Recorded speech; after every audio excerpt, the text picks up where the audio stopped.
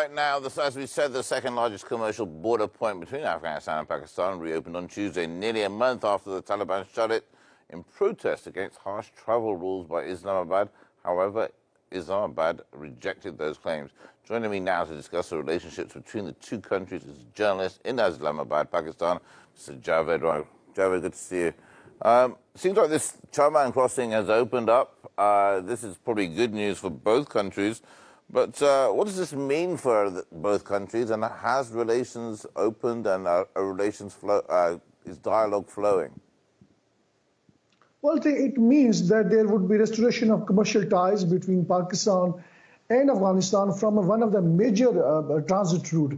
Now, Taliban have turned out to be very tough negotiators. About a month ago, they unilaterally blocked this particular route, saying that the government of Pakistan must have a lenient approach when it comes to the legality of the documents through which the Afghan city wants to make movements on the both sides of the border. Now, both countries have agreed that the Pakistani citizens and also those of Afghan citizens, they can show their national cards, the citizenship card, and that would be sufficient, which means there would be no need of the passport.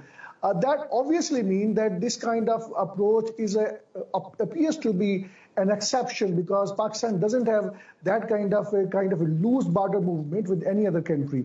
And part of the reason is that there is a 2,700-kilometer long, porous, mountainous, zigzag border with Afghanistan, and there are tens of thousands of people from the both sides of the border who make their movements. So it is very difficult for both governments to prevent people to crossing over to the other side. They have their relatives on the other side. They have their business on the other sides. You know, from ethnically, the people on the both sides of the borders, they belong to the similar tribes, the same tribes. They have a similar sect of Islam. So given the fact that there is such a homogeneous population on the both sides of the border, it appears to be unnatural to stop these people. Now, British, they divided this part of the world about 150 years ago in a manner that they have left behind these kind of herders. Now, Taliban, basically, they are trying to reach to a point where they are creating conditions that Pakistan should not be as strict with Afghan citizens as it used to be during the previous US-backed government in Kabul. But for Pakistan, it is a difficult situation because there have been cross-border movements from Afghan side of the borders. Terrorists have been operating, and there have been terrorist attacks on Pakistani security forces. So Pakistan has been conscious of the fact, but something the Afghan Taliban are not willing to listen.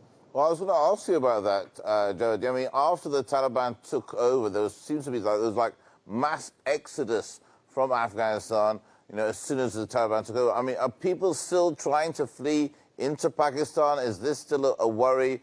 Or can anybody go across the border now? Could this be something to be considered? I think let's categorize this migration crisis into two categories.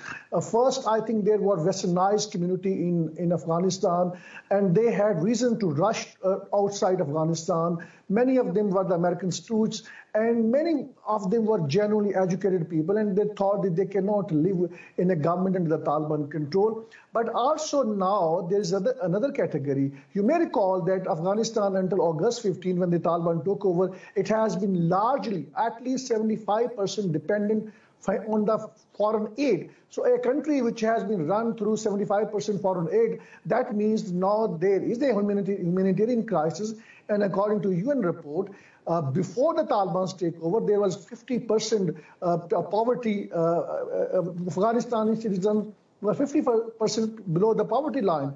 But now there are genuine apprehensions that this threshold would reach to up to 97%, maybe in a matter of months, given the fact that the world is not willing to recognize the Taliban government, given the fact that apart from Pakistan, no government is helping Taliban in a manner which they deserve, given the fact that there is a growing humanitarian crisis. And if you hear Taliban spokesman, they are giving warning to the world. And that warning, I mean, the underlying message is that the Taliban may not be able to keep their side of the peace deal with the Americans. if this crisis continues in a manner that exists on the ground now. But this also indicates that the poppy cultivation, which was brought down to 2% during Taliban's previous government, now Taliban seems they are not very much interested to discourage the farmers, particularly in the southern parts of Afghanistan. This means that the 87% source of the narcotics which is being smuggled from Afghanistan, that would stay there. The world could have negotiated with the Taliban, could have recognized them, that would have helped them to bring an end this narcotics business. Now Taliban have no option but to just let it happen, because people don't have money to survive. There are very alarming reports suggesting that the children from Afghanistan, they're clinging themselves beneath the supplying trucks, and they're reaching to Pakistan because they don't have anything to eat. And apart from that, given the fact that there would be 97% people who will be below the poverty line, that speaks that it is a high time for the world to recognize Taliban, also because of the fact that the Daesh, the so-called Islamic State, there is a surge of their attacks on Afghanistan, on Taliban, and also minority communities. If the world does not help Taliban, obviously that means there will be more terrorism inside Afghanistan, and from there it would spill over to Pakistan and other regional countries, and maybe to the Europe. And bigger factor is also that the Europe was ready for a bigger refugees crisis, because these Afghans would leave to the Europe and other Western destinations, and the Europe and NATO, the Americans, they are the responsible for the mess, for the humanitarian crisis they created during the last 20 years. What they have done, they have left behind a bigger humanitarian crisis, and now they are not playing their role. Absolutely. I mean, wow. You said it all there, Javed, honestly, but there's so much to dissect there. Let's talk a little bit about, has Pakistan accepted the Taliban as the governing country? I mean, is there when they have the dialogue, when they talked about this Chaman border, did they say, yes, we accept the Taliban as the leaders of Afghanistan?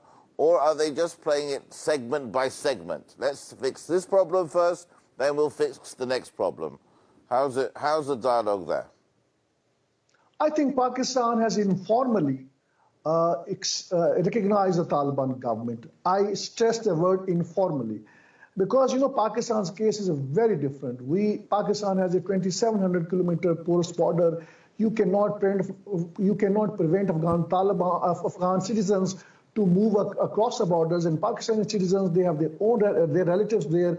And remember that Afghanistan just meets 12% of its food needs from the indigenous sources. So largely, Afghanistan is dependent on Pakistan in terms of food supplies.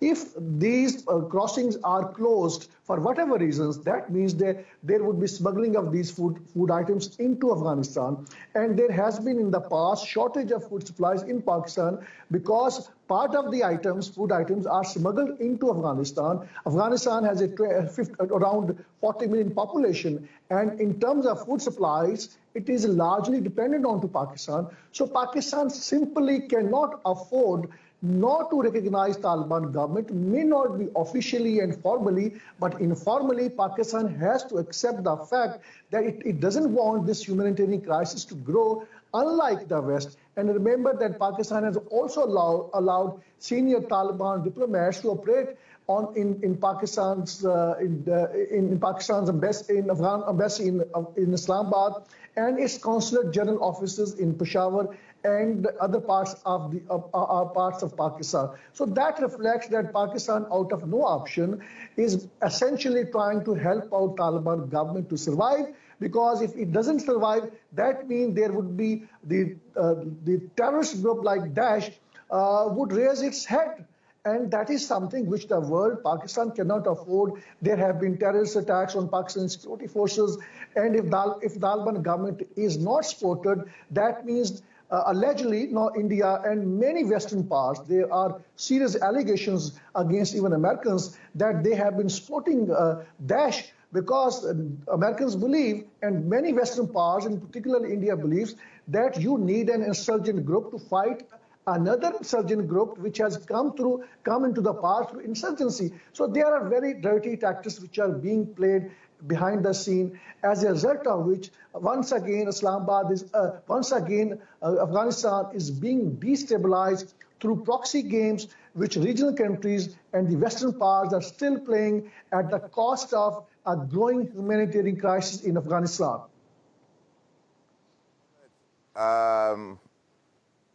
Javed, so you pretty much summed it all up. I mean, I've sort of almost run out of questions for you. And I really appreciate you joining me here today here on A News. Predominantly, the aid will go through Pakistan, we assume. If aid, I mean, we've heard about all these countries pledging aid, humanitarian aid for Afghanistan through the Taliban. But I assume Pakistan is a key country that will have to play in this role. So no doubt the communication between the two countries is vital. But my last question really is Pakistan, or has Pakistan already started with the humanitarian aid for Taliban, for the Afghan people? Pakistan is providing the Afghan government over $280 million food supplies and different other items which are essential for the survival of the Afghan citizens.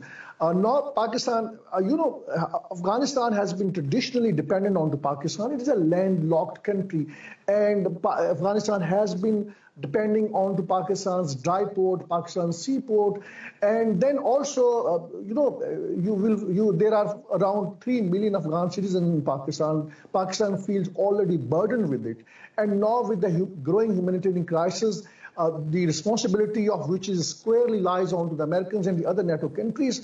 Now that has been left onto the Pakistan to clear it up, and now Pakistan is trying to help Taliban government to survive as much as it is humanly possible. Informally, Pakistan has recognized Taliban government in terms of their diplomatic presence in Pakistan. That is very much there. In terms of commercial ties, they are very much there. But Pakistan is also pleading to the world to recognize the Taliban government. If you don't recognize, that means the world should get ready to face Daesh.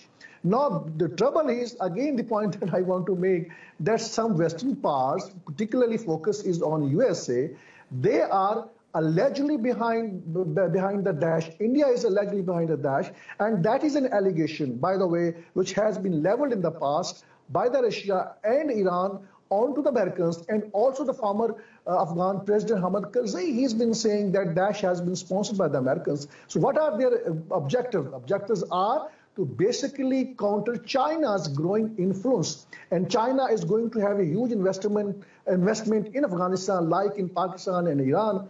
And that is something which Americans simply don't like, and they have publicly opposed the mega projects in Pakistan, which China has initiated. And the Taliban have announced that they are going to provide these project security, and they are going to allow China to have investment not only in Afghanistan, but also across to the Central Asian states.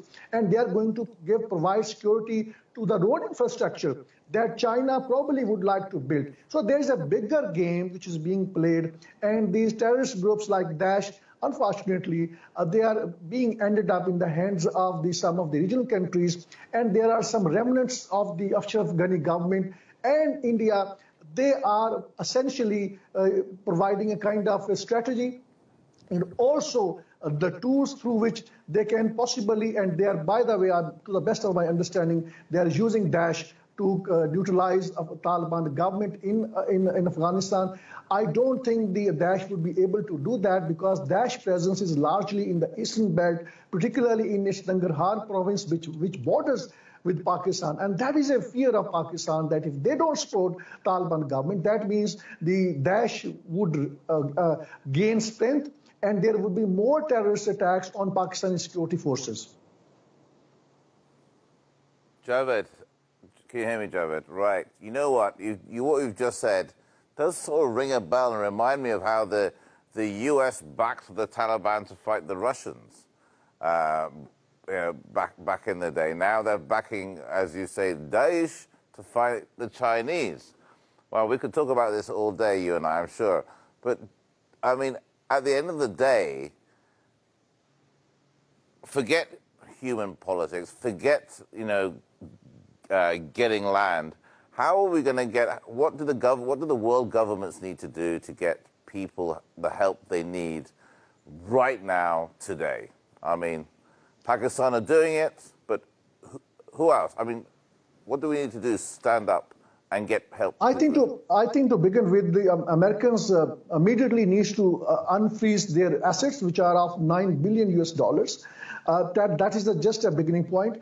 And then apart from that, I think it is a high time for the Americans to recognize the Taliban government and other Western countries and other regional countries. The reason being is that if they are talking about an inclusive government in Kabul, and they're talking about women's rights and minority rights, that has never been a Western issue. They have been supporting the Saudi government and other Arab monarchs.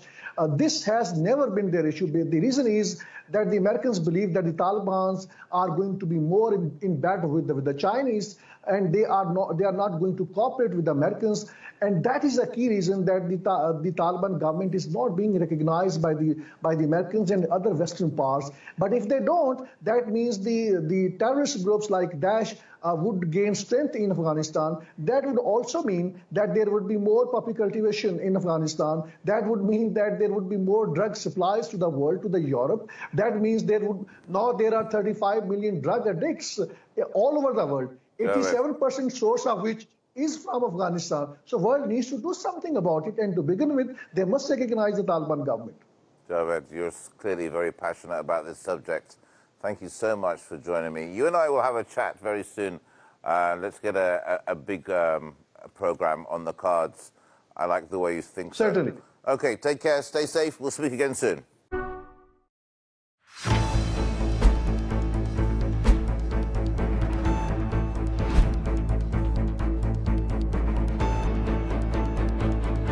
The growing tide of anti-Israel sentiments.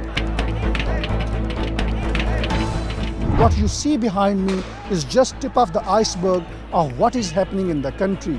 More than half of $52 billion black CIA budget is spent on espionage network in Pakistan. How would you handle it? The US has looked upon Pakistan as an ally at one point and then as an enemy at the same time.